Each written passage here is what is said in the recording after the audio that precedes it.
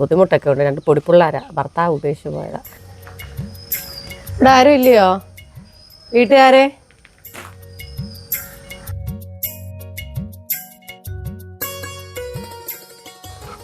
ആരായിരുന്നു? അയ്യോ, എന്തുവായിരുന്നു? എന്തെങ്കിലും കച്ചവടത്തിനാന്നേ ഒന്നും വേണ്ടായിരുന്നു ഇവിടെ. അയ്യോ, സാധനം വിൽക്കാനൊന്നും അല്ലായിരുന്നു. ഞാൻ കായംകുളത്തുനിന്ന് വരുക. ഇച്ചിരി ബുദ്ധിമുട്ടൊക്കെ ഉണ്ട്. 2 പൊടിപ്പിള്ളാരാ, ഭർത്താവ് ഉപേക്ഷിച്ച് പോയതാ. എന്തെങ്കിലും സഹായം വല്ലോ?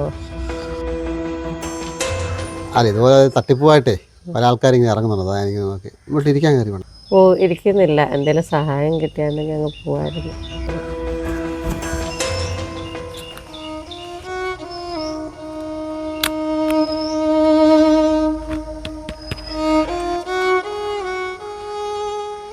കയ്യിലൊന്നും ഇപ്പോൾ ഇരിപ്പില്ലായിരുന്നു.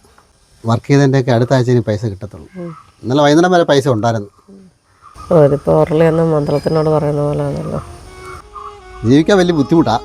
ഇപ്പോൾ സാധാരണ കൂലിപ്പണി ചെയ്താൽ ചിലവ് കഴിഞ്ഞ് പോകാവുന്നേ ഉള്ളൂ. ഒന്നും സമ്പാദിക്കാനായിട്ട്.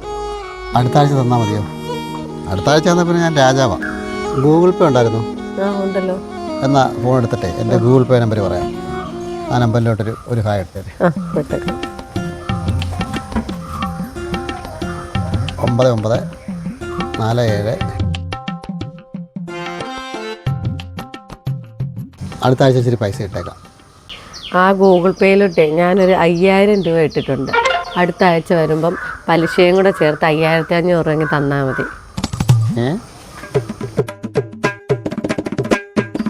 അതെ, അടുത്ത ആഴ്ച എനിക്ക് പൈസ ഇങ്ങനെ തരണേ. എനിക്കൊരു 10000 വട്ടം കയറി ഇറങ്ങാൻ വയ്യ, അതുകൊണ്ടാണ്.